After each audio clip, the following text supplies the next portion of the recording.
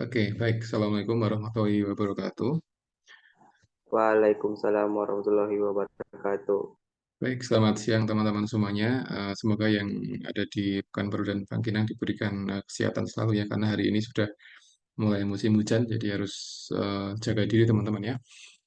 Baik, hari ini saya diberikan satu materi atau dua materi dari koordinator, dan ini saya ingin menyampaikan tentang gallstone. Gallstone itu adalah batu empedu ya. Jadi ini penyakit yang banyak dikeluhkan oleh sebagian populasi yang ada di Indonesia, yaitu penyakit batu empedu ya.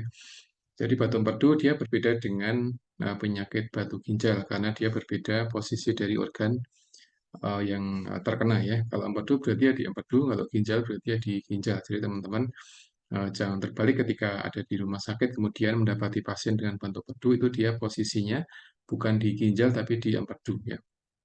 Nah, ini ada beberapa poin yang akan saya sampaikan pada kesempatan hari ini. Yang pertama adalah tentang konsep dasar, definisi, kemudian tanda gejala, kemudian penyebab, kemudian tata laksananya, kemudian faktor resiko, diagnosa, diet, pencegahan, dan juga kesimpulan. Dan nanti akan saya sampaikan beberapa aspek yang terkait dengan keperawatan ketika kita membahas konsep dari batu empedu ya. Baik, ini kalau kita lihat dari definisinya ya, jadi gallstone adalah satu kumpulan ya, cairan yang dia terbuat dari satu beberapa komponen yang dia berakhir dengan kondisi seperti batu atau solidified substance seperti itu, dan dia terbentuk dari kolesterol teman-teman ya. Jadi ketika kita melihat pasien-pasien dengan batu empedu, berarti dia sebenarnya pasien dia terlalu berlebihan makan kolesterol seperti itu, sehingga dia menumpuk di liver atau di hepar, kemudian diproses di empedu, dan akhirnya dia ngendap di sana seperti itu. Nah, banyak pasien-pasien yang dia mengalami batu empedu, dia orangnya dia nggak gemuk kayak gitu, jadi dia biasa aja. Jadi kalau kita lihat secara fisik itu dia mungkin orangnya nggak gemuk, jadi nggak gemuk, nggak obesitas, nggak overweight itu enggak, tapi itu dia biasa aja. Tapi mereka terkena gallstone seperti itu ya. Artinya ketika seorang dia kolesterolnya tinggi itu tidak berarti kalau si pasien itu dia dalam keadaan obesitas atau overweight kayak gitu ya. Nah, ini yang menjadi konsep dasarnya. Jadi batu empedu ada satu deposit, teman-teman. Deposit itu ada beberapa kondisi di mana dia terjadi secara terus-menerus dan dia semakin besar ukurannya, itu deposit ya. Sehingga kalau depositnya itu ada di jaringan empedu ya, kayak gitu, maka dia akan menyumbat kayak gitu, menyumbat ada di jaringan empedu, dan akhirnya dia menjadi satu batu empedu seperti itu. Nah, dia mengeras karena di sana kondisi dari apa namanya lokal yang ada di empedu, dia memang apa namanya kondisi yang cukup mendukung untuk adanya solidified. Jadi dia menjadi mengeras substannya kayak gitu, sehingga dia menjadi batu empedu.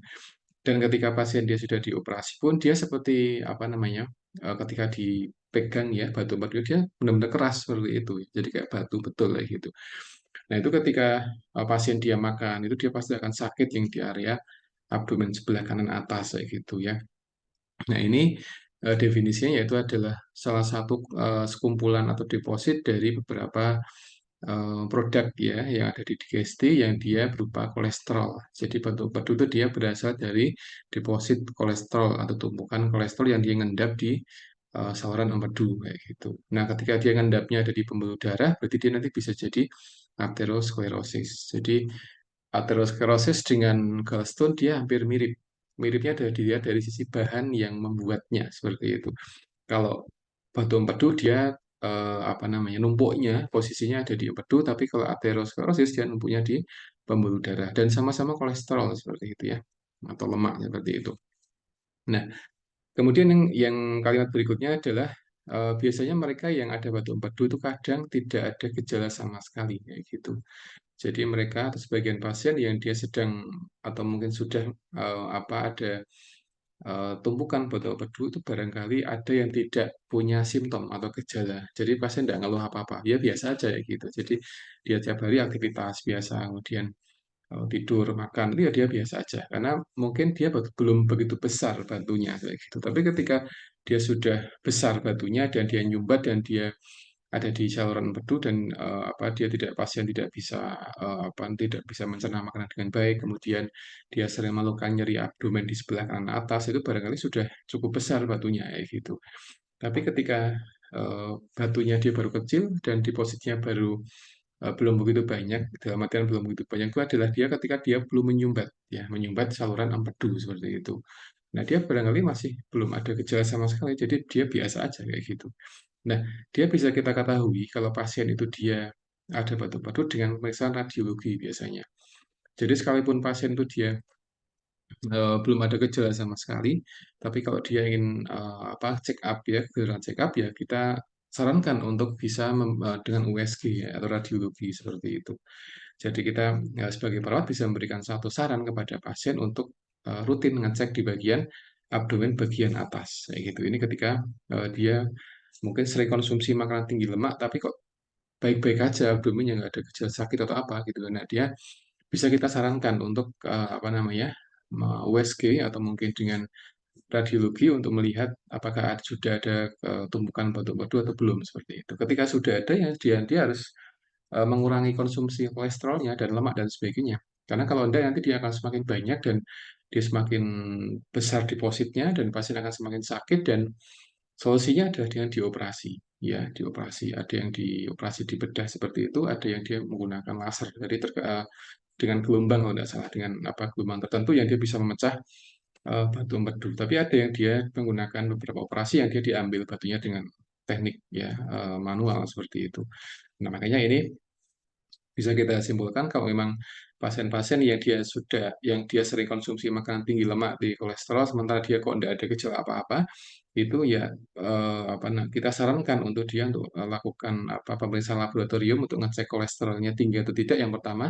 Yang kedua adalah dengan melakukan USG di bagian-bagian tertentu yang rawan terjadinya penumpukan kolesterol. Di antaranya adalah di bagian empedu atau di abdomen sebelah kanan atas. Jadi bawah paru-paru sebelah kanan seperti itu ya. Nah, kemudian kalimat yang ketiga, jadi people with symptom usually need to have their gallbladder taken out. Jadi biasanya beberapa orang atau pasien yang dia sudah ada gejala, itu dia bisa dikatakan dia wajib untuk diambil batu empedunya atau gallstone-nya seperti itu. Jadi kalau pasien dia sudah sakit abdomennya dan sakitnya dia di kanan atas gitu ya, kemudian dia sakitnya sering apalagi ketika dia makan kayak gitu. Nah, dan setelah di USG kok ternyata positif ada batu empedu ya berarti dia bisa dalam artian dia wajib mengambil batunya seperti itu. Nah, kenapa dikatakan wajib? Karena kalau nggak diambil nanti akan semakin sakit, teman-teman. Semakin sakit. Jadi, beberapa pasien-pasien yang dia melakukan bantu batu, dia abdomennya sakitnya luar biasa. Jadi, ketika makan, ketika aktivitas itu sakit, kayak gitu. Dan itu sangat mengganggu dalam aktivitas sehari-hari, kayak gitu. Dan ketika pasien dia makan sesuatu, dia makan gorengan, makan keripik atau apapun yang dia ada minyaknya, itu dia akan semakin bertambah sakit seperti itu. Ya, makanya dia harus bisa dikatakan dia ya memang harus diambil untuk batunya kayak gitu. Dan beberapa bentuk-bentuk batu itu dia macam-macam ya, jadi nggak selalu sama. Jadi ketika ada 3 pasien operasi kayak gitu, bentuk batunya barangkali beda-beda. Ada yang kecil tapi banyak, ada satu tapi gede dan sebagainya itu dia beda-beda gitu. Jadi ketika pasien itu dia sudah ada tanda gejala itu biasanya atau yang sering ada di hospital adalah dia harus segera diambil batunya seperti dengan operasinya gitu ya. Dengan obat bisa tapi tidak begitu banyak ngaruhnya biasanya. Nah, gitu ya. Misalkan dia sakit abdomen diberikan antipiretik, maaf analgesik itu penghilang nyeri itu biasanya akan hilang nyerinya hanya sekian jam kemudian nanti ketika dia makan aktivitas dia akan nyeri lagi dan sebagainya. Jadi nggak akan hilang nyeri. Karena sumber nyerinya dia ada di batu empedu ya, gitu. Sehingga ketika dia dioperasi hilang batu empedunya ya dia akan hilang nyerinya seperti itu. Jadi rata-rata pasien-pasien yang dia sudah ada gejala dia bisa dikatakan wajib untuk dioperasi ya dengan pengambilan batu empedu seperti itu. Nah, ini adalah beberapa anatomi fisiologi dari kandung empedu kita. Jadi setiap manusia dia pasti punya empedu, gitu ya.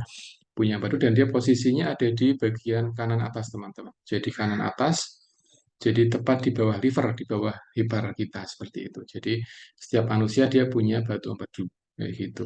Dan nyeri nyeri di abdomen bagian sebelah kanan itu dia seringkali mengganggu, dia butuh satu diagnosa pembanding, misalkan dengan appendicitis seperti itu. Karena penyakit appendicitis dia juga terjadi di bagian kanan, kayak gitu. Makanya ketika teman-teman ada di IGD, kerja di IGD atau praktek di IGD, kemudian ada datang pasien dia mengeluhkan abdomennya sakit sebelah kanan, kayak gitu, ya kita harus spesifik mencari lokasinya, apakah dia di kanan atas atau kanan bawah, kayak gitu. Karena kanan atas itu dia larinya bisa ke empedu, kanan bawah dia larinya bisa ke arah apa namanya, usus buntu kayak gitu, atau mungkin di aspek ginjal kayak gitu. Jadi kita harus bisa mengkaji itu ya.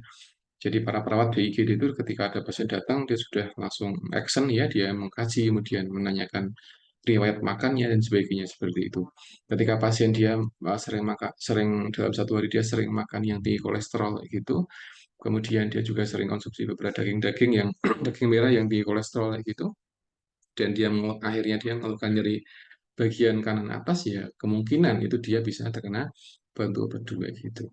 Dan biasanya batu empedu itu dia muncul tidak dalam waktu yang instan. Jadi misalkan ketika seorang dia tiap hari makan gorengan selama sebulan kemudian sakit, itu tidak. Jadi tapi dia bertahun-tahun munculnya, bertahun-tahun. Jadi tidak dalam waktu yang instan. Jadi misalkan ada orang yang dia tiap hari makannya daging kambing terus tiap hari, atau mungkin makan gorengan terus tiap hari itu, kemudian nanti bulan depan dia kena batu empedu, tidak. Tapi dia prosesnya dia lama, jadi sangat lama sekali seperti itu. Ya, jadi ketika kita makan sesuatu yang berminyak atau kolesterol itu tidak semuanya dia akan ditumpuk di bilirubin, tapi dia dipecah di mana-mana. Ya, dia buat energi dan sebagainya ya. Dan apa namanya itu yang harus kita pahami. Jadi pasien-pasien yang dia datang ke IGD dengan keluhan batu empedu itu pada dasarnya mungkin dia sudah bertahun-tahun punya pola makan yang kurang sehat, terutama makanan yang dia tinggi kolesterol seperti itu. Nah, ketika dia sudah numpuk, dia biasanya akan ada gejala. Tapi kalau dia masih kecil dan belum menyumbat saluran empedu, ya dia tidak akan ada gejala sama sekali seperti itu, teman-teman ya. Kadang ada pasien yang dia abdomen kanannya dia sakit ya, hari ini sakit, kemudian besok hilang, kemudian besoknya lagi dia nggak sakit, tapi hari berikutnya dia kadang sakit dan seterusnya. Jadi karakter nyerinya kadang dia hilang timbul ketika batunya dia kadang kecil, kadang dia besar kayak gitu. Mungkin dia batunya sudah ada di empedu, tapi kemudian dia merubah pola makan. Dia mungkin 3 atau 4 hari tidak makan gorengan sama sekali atau tidak makan kolesterol, kemudian batunya dia bisa berkurang dan dia bisa hilang seperti itu ya. Tapi ketika seorang dia tidak merubah pola makan kayak gitu, ketika dia sakit abdomen sebelah kanan atas dan dia tidak merubah pola makan, dan eh, nanti biasanya endingnya adalah dia di USG biasanya ketika nyeri dan tidak hilang-hilang gitu ya. Nyeri abdomen atas, kemudian dia sudah konsumsi obat analgesik tapi dia kok tidak hilang-hilang nyerinya, itu biasanya sarannya ada dengan di USG seperti itu. Di USG atau di radiologi nanti akan ketahuan dia nyerinya di organ bagian mana seperti itu. Nah, ini adalah gambaran dari empedu ya. Jadi setiap orang dia punya empedu, dan empedu dia jumlahnya hanya satu, satu ya. Jadi setiap manusia dia punya satu empedu seperti itu ya. Dan empedu dia berfungsi untuk pencernaan, teman-teman. Jadi warnanya dia hijau ya. A green yellow liquid that helps digesting ya gitu ya. Dan dia membantu pencernaan, membantu mencerna makanan kayak gitu. Jadi ketika seorang itu dia bermasalah empedunya, nanti kemungkinan nanti pencernaannya juga akan bermasalah ketika dia mencerna makanan kayak gitu. Makanya pasien-pasien yang dengan batu empedu itu biasanya ketika dia makan itu dia tidak berani makan banyak. Kenapa? Dia pasti sakit perutnya. Jadi makan dia sedikit-sedikit kayak gitu. Makanya pasien-pasien yang kena batu empedu biasanya akan ada penurunan berat badan. Biasanya kayak gitu. Kenapa dia turun berat badannya? Karena ketika dia makan makan banyak, dia pasti akan sakit. Kenapa? Kenapa sakit? Karena empedunya dia bekerja keras untuk mencerna. Seperti entah di sana ada batu yang sedang ngendap di saluran empedu, sehingga dia akan menimbulkan rasa sakit yang luar biasa seperti itu. Dan banyak pasien-pasien yang kena batu empedu itu dia jadi yang tadinya gemuk, tapi menjadi apa namanya, ideal ya berat badannya, kadang menjadi kurus dan sebagainya. Karena ya tadi ketika dia makan itu dia sakit abdomennya gitu ya. Dan nanti setelah operasi biasanya dia makanya nggak sembarangan kayak gitu. Jadi beberapa pasien-pasien itu yang dia sadar kalau dia makannya terlalu tinggi kolesterol, ketika dia sudah dioperasi kayak gitu dan dia tahu sebabnya apa, biasanya dia nanti akan milih-milih ketika makan. Jadi dia mulai batasi gorengan, batasi kolesterol dan sebagainya. Karena dia tahu ketika dia makan terlalu banyak nanti akan ngaruh di empedunya, sehingga dia harus membatasi itu ya. Tapi tidak jarang juga pasien-pasien yang dia sudah dioperasi tapi dia tidak bisa mengendalikan nafsu makannya sehingga setelah dioperasi sebelum sudah dioperasi itu dia sama aja makanya, jadi nggak berubah. Jadi ketika sebelum operasi dia makannya ya tetap banyak, kolesterol, lemak itu dia tetap dimakan semuanya, jadi banyak porsinya. Operasi empedu, kemudian dia setelah dioperasi sembuh, tetap makannya nggak berubah. Itu kadang ada dan kemungkinan nanti akan muncul lagi yang recurrent, jadi dia batu-batu yang dia kambuhan. Jadi sudah dioperasi hilang bersih, ada lagi dan sebagainya. Jadi itu apa namanya?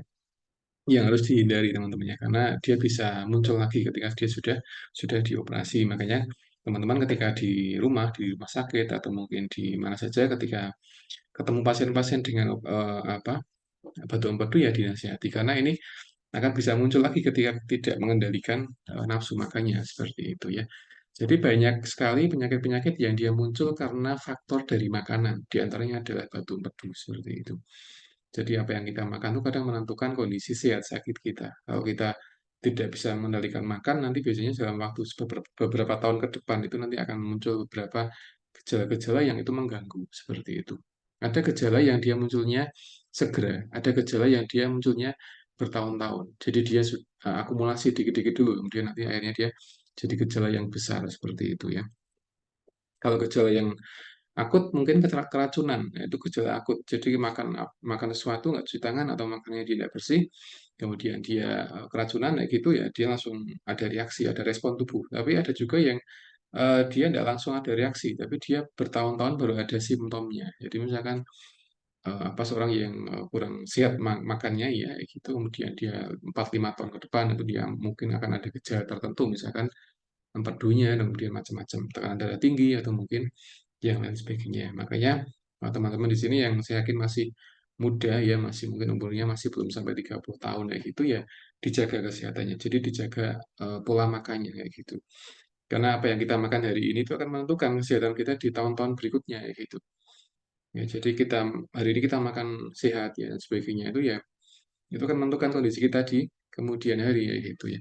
Dan ya teman-teman boleh jajan ya. Jajan sekarang apalagi sekarang banyak kulineran ya di banyak tempat di beberapa corner di kota itu biasanya ada beberapa bisnis UMKM ya itu boleh silakan untuk jajan tapi dengan catatan porsinya ada batasannya ya. Jadi nggak semuanya dibeli semua kemudian macam itu enggak ya. Tapi ada batasan yang harus kita lakukan. Jadi yang makanan-makanan yang sehat, makanan yang dia tinggi kolesterol ya kita harus ada batasan konsumsinya seperti itu ya.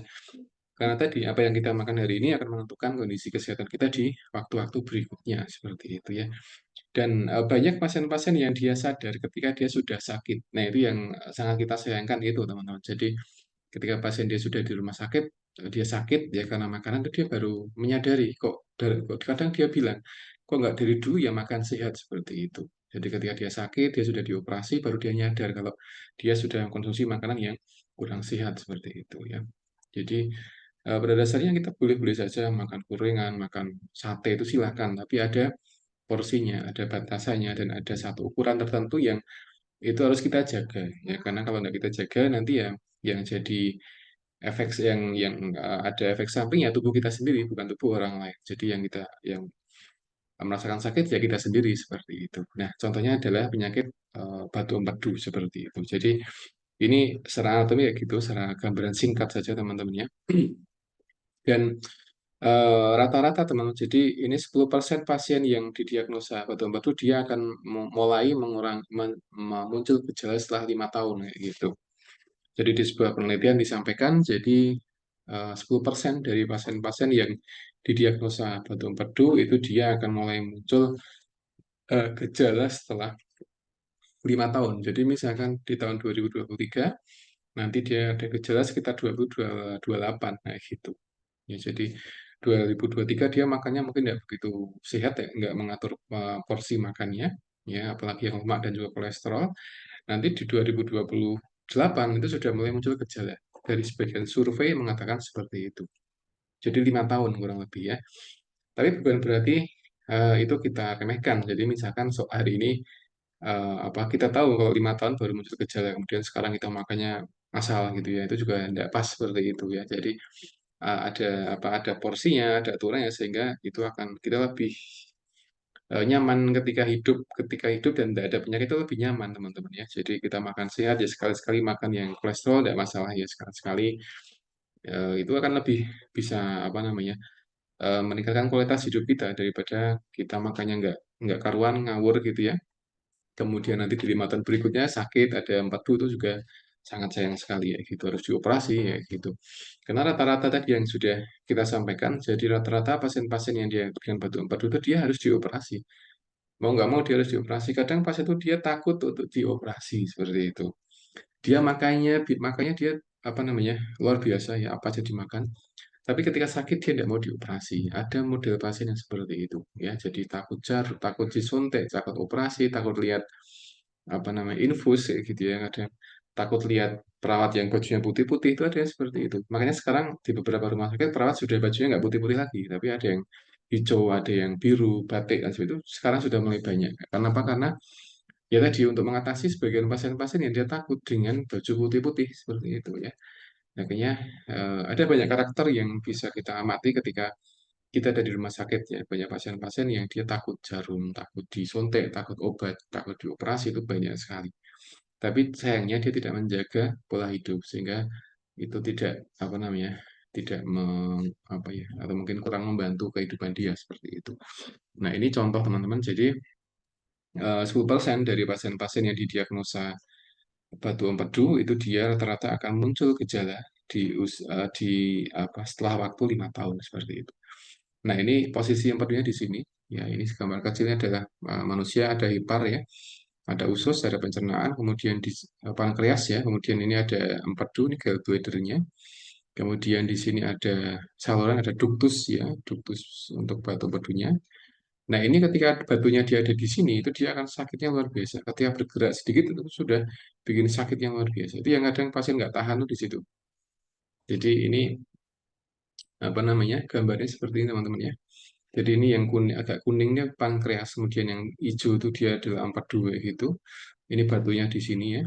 Kalau nah, kadang dia bisa ngalir di sini, dia bisa bergerak ke sini ya gitu. Bergerak dan ketika bergerak itu dia sakitnya luar biasa. Nah ini harus dioperasi dihilangkan. Kalau nggak dioperasi dia akan numpuk dan sebagainya. Nanti kalau dia semakin sakit nanti peradangan nanti inflamasi dan di antara produk inflamasi itu adalah sekret atau cairan pus atau nanah itu ya. Dan ketika ada nanah di daerah sini nanti akan kalau pecah nanti bisa lengket kemana-mana ya. Bisa lengket di pankreas, lengket di usus, lengket di empedu, lengket di daerah ductus ini, ductus bilirubin gitu. Nanti akan semakin kemana? Akan semakin parah akan semakin luas infeksinya, inflamasi dan sebagainya. Makanya dia harus dihilangkan sesegera mungkin seperti itu. Ya. Jadi misalkan ini baru empedu, belum lagi kalau nanti apendisitis, usus buntu itu juga kurang lebih sama kasusnya. Jadi pasien ya harus dioperasi ya gitu. Amannya dia dioperasi. Tapi sebagian pasien dia milih nggak mau operasi karena dia mau minum obat dengan obat dulu tuh silakan. Tapi nanti biasanya akan kembali ke poli lagi sehingga dia sakit lagi itu kan emang harus dioperasi itu sebagian pasien-pasien yang dengan usus buntu kadang seperti itu. Karena dia takut dioperasi dia minta obat dulu ya dikasih sama dokternya obatnya tapi nggak selang lama dia balik lagi ke poli dan dia ngeluh sakit lagi ya gitu dan endingnya ya dia akhirnya dioperasi diedukasi kalau dioperasi itu ya di anestesi dibius jadi nggak ngerasa apa-apa gitu ya. Nanti ketika bangun sudah diambil apa usus buntunya, kemudian ditunjukkan ke pasiennya ini seperti ini sepanjang ini usus buntunya seperti itu, dan nanti apa dia nanti bisa aktivitas dengan pelan-pelan dan sebagainya. Jadi seperti itu teman-teman ya. Nah, ini ada tanda gejala yang sering dialami atau yang muncul pada pasien-pasien dengan batu empedu ya, jadi sign and symptom, tanda dan gejala gitu ya. Nah, batu empedu itu dia bisa memicu nyeri ya ada di bagian kanan atas abdomen atau di eh, abdomen bagian tengah atau center of your stomach kayak gitu. Jadi nyeri batu empedu itu dia posisinya ada di kanan atas atau dia di tengah abdomen bagian tengah sekitar pusar kayak gitu. Nah, makanya ketika kita mendapatkan pasien dengan sakit abdomen itu kita perlu mengkajinya dengan hati-hati. Jangan sampai kita salah diagnosa gitu ya. Jadi di mana nyerinya, kapan munculnya, kemudian karakter nyerinya seperti apa, dari pengkajian nyeri itu PGRS itu dia harus jalan, harus dapat semua datanya gitu ya. dia pencetusnya di mana, regionya di mana, gitu kan. Jadi kita tahu apakah pasien dia kena batu empedu atau dia kena appendicitis atau mungkin karena nyeri yang lainnya seperti itu.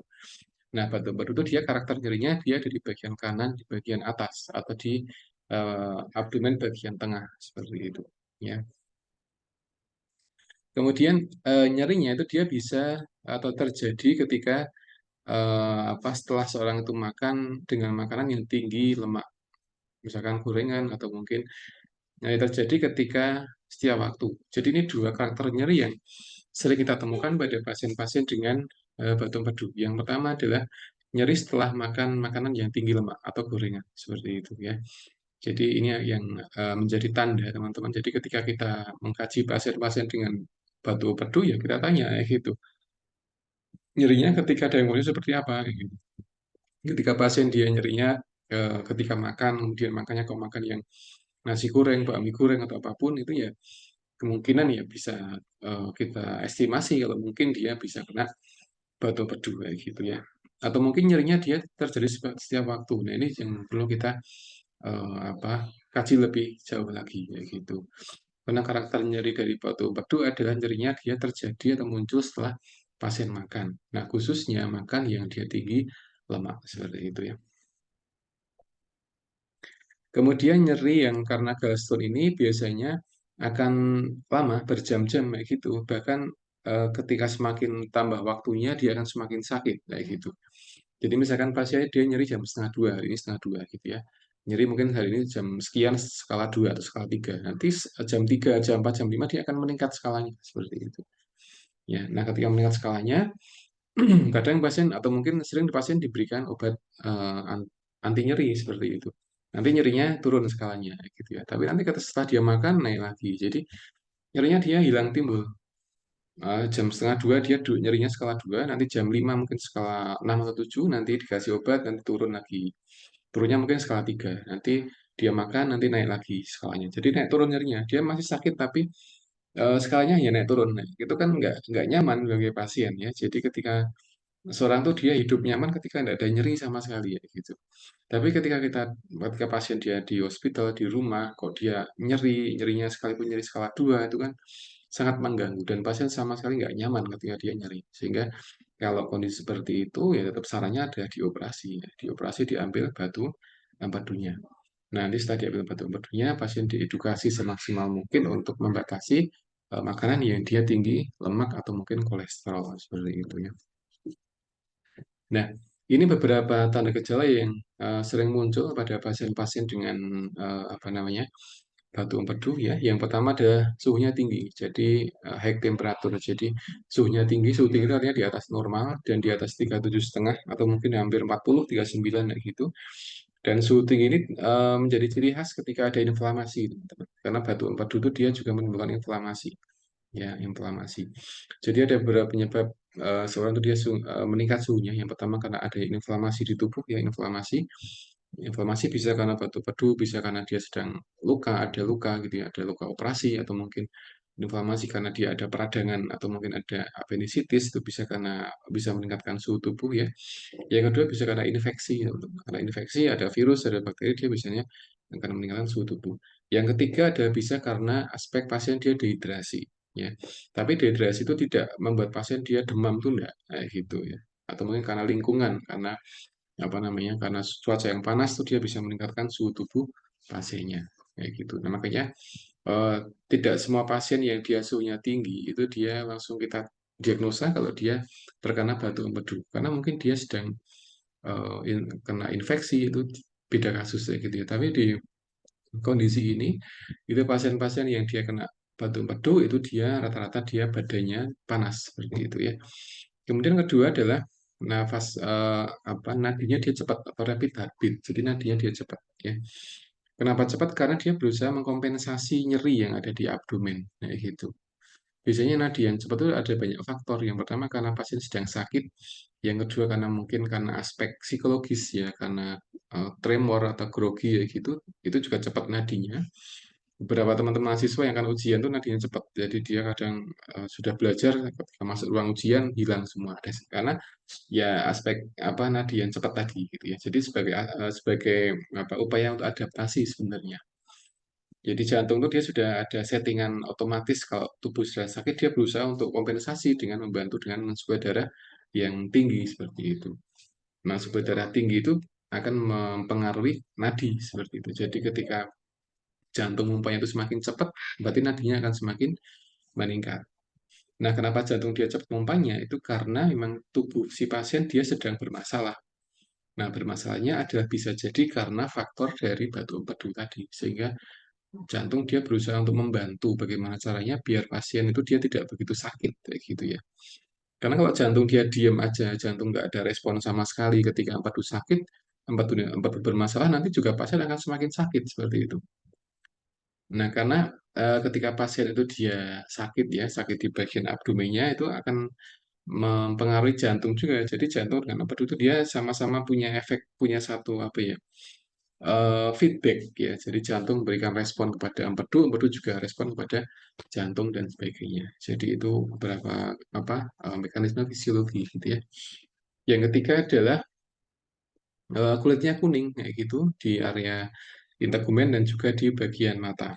Jadi ini di antara ciri ketika pasien itu dia ada masalah di empedunya itu dia akan kuning kulitnya. Kuningnya adalah kuning orang sakit, bukan kuning karena nggak pernah kena panas tuh enggak. Tapi kuningnya karena memang teman-teman mungkin pernah melihat pasien-pasien yang dia kena hepatitis kemudian matanya kuning atau mungkin bayi yang mata yang kuning itu ya seperti itu kurang lebih. Kenapa dia kuning? Karena bilirubinnya dia nggak bisa terbuang ke pencernaan. Dia kesumbat karena batu tadi. Ya, jadi ketika batu ini nyumbat saluran saluran empedu, maka nanti saluran bilirubinnya nanti dia akan menyebar ke semua tubuh pasiennya, akan diserap oleh pembuluh darah, kemudian diedarkan di semua tubuh, sehingga nanti ada banyak bagian tubuh pasien yang dia kuning, kayak gitu. Yang paling mudah kita amati adalah di bagian mata, jadi dia matanya kuning, seperti itu. Ya, matanya dia kuning, ya. Jadi itu yang apa yang sering kita amati.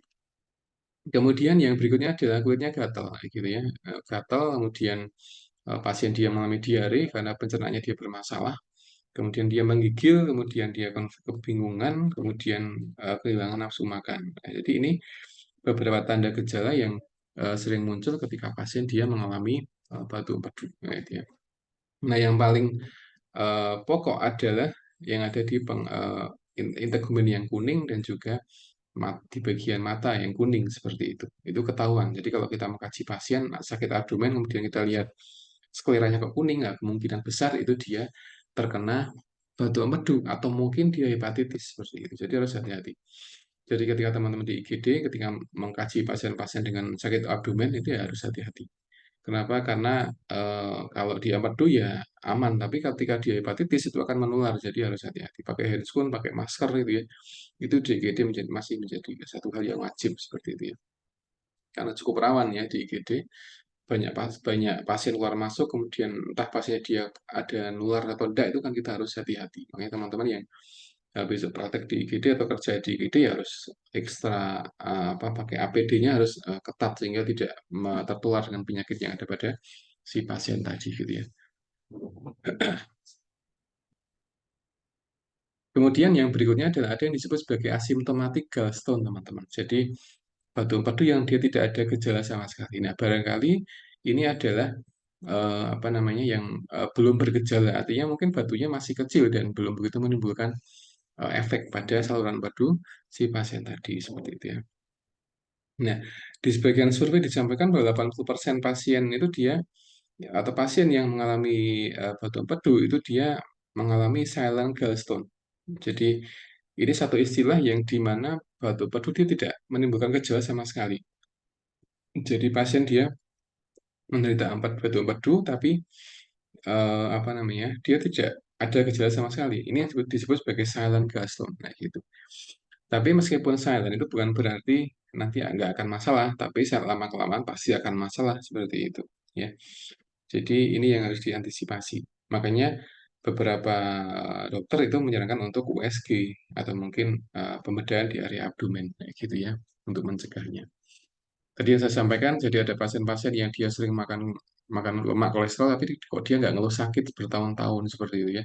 Nah, makanya dia disarankan untuk ngecek dengan radiologi atau X-ray gitu ya. Nah, kemudian ini penyebabnya teman-teman. Jadi ada beberapa penyebab yang sering menjadi apa namanya masalah ya pada apa batu empedu. Jadi yang pertama adalah too much cholesterol in your di saluran bilirubinnya. Jadi terlalu banyak kolesterol gitu ya. Jadi kolesterol adalah satu penyebab yang bisa memicu batu empedu. Kayak gitu. Makanya harus dibatasi ya gitu ya dan sebagainya. Yang kedua adalah too much bilirubin. Jadi bilirubin pun juga jadi satu problem kayak gitu ya. Dan bilirubin itu dia pada dasarnya satu zat kimia yang dia akan membantu pemecahan sel darah merah kayak gitu. Jadi sel darah merah itu dia punya usia. Jadi masing-masing orang dia punya darah dan di antara komponen darah adalah sel darah merah dan komponen sel darah merah itu dia punya usia ya 3 atau 4 bulan usianya. Nah, dia dihancurkan oleh bilirubin yang ada di apa namanya ada di empedu seperti itu. Nah, ketika dia semakin banyak produksinya, maka dia bisa menyumbat saluran dari apa namanya empedunya seperti itu. Ya. Nah, ini beberapa kondisi yang khusus, tapi rata-rata pasien-pasien yang dengan batu empedu itu di rata-rata atau kebanyakan adalah karena faktor terlalu banyak konsumsi kolesterol ya seperti itu. Kemudian untuk tata laksananya, ketika seorang dia sudah atau dia mengeluhkan nyeri abdomen yang sebelah kanan dan itu tidak hilang dengan obat kayak gitu, biasanya pasien akan apa diminta untuk konsumsi obat-obatan sebagai pereda nyeri. Itu yang pertama biasanya.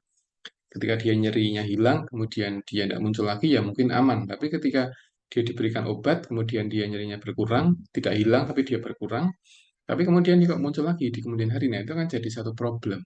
Nah, gitu ya. Nah, nanti ketika seperti itu biasanya akan diminta untuk USG biasanya. Jadi ketika pasien di poli bedah, misalkan dia nyeri abdomen, kemudian dia tidak hilang dengan obat-obatan apa anti nyeri, ya sarannya ada dengan di USG dulu. Kira-kira problemnya di mana sih untuk apa abdomennya. Nanti dari radiologi mengirimkan hasil ke dokter bedah kayak gitu.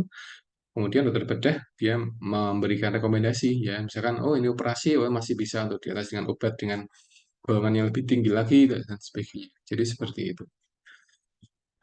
Kemudian yang berikutnya adalah pembedahan teman-teman. Jadi ketika sudah apa sudah fix ya kalau memang pasien dia punya batu empedu ya sarannya di antara sarannya adalah dengan eh, operasi namanya adalah kolesistektomi namanya. Jadi operasi penghilangan atau pengambilan batu empedu gitu ya. Jadi kolesistektomi ya. Nah, penyakit batu empedu itu disebut sebagai kolelithiasis seperti itu. Jadi ini adalah apa namanya? Terapi atau intervensi yang diberikan kepada pasien-pasien yang dia batu empedu. Jadi sarannya adalah dioperasi. Itu yang terbaik dioperasi, diambil gitu ya. Dan ketika sudah batu sudah besar, dia tidak akan susah untuk hancur kayak gitu. Sehingga memang harus diambil. Nah, ketika diambil, nanti ketika dipalpasi gini, dipegang ini tetap keras seperti batu seperti itu. Karena dia tumpukan kolesterol yang dia ngendapnya bertahun-tahun. Jadi nggak instan selama sebulan dua bulan, tapi dia dia bertahun-tahun seperti itu. Nah, ini yang menjadi pokok dalam apa namanya eh, intervensi atau pemahaman terkait batu empedu gitu ya. Nah, operasinya juga macam-macam. Ada laparoskopik kolesistomi, kemudian ada open kolesistomi. Jadi macam-macam ya. Ini dua operasi yang sering dilakukan di ruang operasi ya untuk operasi pengambilan apa batu empedu seperti itu. Nah, ini untuk pembedahan. Yang kedua adalah ketika dengan terapi-terapi yang dia bukan pembedahan adalah dengan obat-obatan ya ada oral dissolution terapi. Jadi obat-obatan yang dia bisa memecah batu empedu. Jadi beberapa obat dia mampu memecah batu empedu. Ketika mungkin batunya dia belum begitu besar gitu ya. Jadi masih mungkin untuk diatasi dengan obat. Jadi bukan obatnya sudah bukan analgesik tapi obat pemecah batu empedu seperti itu. Kemudian kedua adalah shockwave lithotripsy. Jadi dengan gelombang, teman. Tadi saya sampaikan, jadi ada gelombang. Jadi dia sudah ada batu empedu di abdomen naik ke kanan atas, kemudian dia nggak dioperasi sama sekali, tapi dia dengan gelombang ditempelkan alat di abdomen, naik gitu, kemudian di klik on, nanti akan ada gelombang khusus yang bisa menghancurkan batu empedu tadi seperti itu ya menjadi bagian-bagian yang kecil kayak gitu. The shock wave can break gallstone into smaller pieces. Jadi eh, gelombang tadi bisa memecah batu empedu menjadi bagian kecil, kemudian dia bisa hilang melalui pencernaan dan akan hancur seperti itu. Ya, ini yang kedua. Kemudian yang berikutnya adalah percutaneous drainase di kandung empedu kayak gitu ya. Jadi ini memasukkan satu jarum steril di kandung empedu ya untuk mengaspirasi apa namanya cairan-cairan yang numpuk di kandung empedu seperti itu. Ya, nah ini jarang ya, jarang dilakukan, tapi yang banyak ada dengan dioperasi seperti itu. Kemudian faktor resikonya ada banyak sekali teman-teman. Jadi ada orang yang obesitas, kemudian diet atau sering konsumsi makan tinggi lemak atau kolesterol ya atau rendah serat gitu ya. Kemudian apa penurunan berat badan yang terlalu cepat, kemudian DM tipe 2 itu ada beberapa faktor resikonya.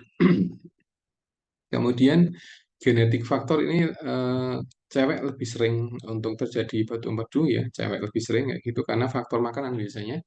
Kemudian yang ini ada dari ras Amerika atau Meksiko kayak gitu. Kemudian ada keluarga yang punya riwayat batu empedu itu juga punya potensial kayak gitu.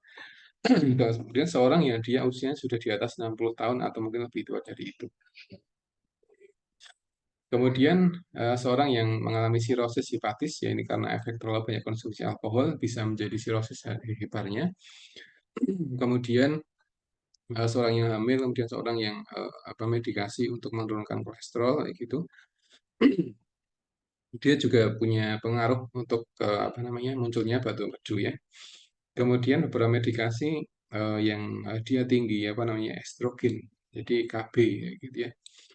Dia juga punya efek samping untuk mempengaruhi ada di empedu. Jadi ini beberapa kondisi medis yang mengganggu ya. Jadi KB ternyata juga punya efek kayak gitu. Jadi beberapa obat yang dia untuk mengendalikan kehamilan yang tinggi estrogen itu dia di antara efek sampingnya adalah bisa membuat batu yang ada di empedu seperti itu. Jadi sebisa mungkin dihindari ya.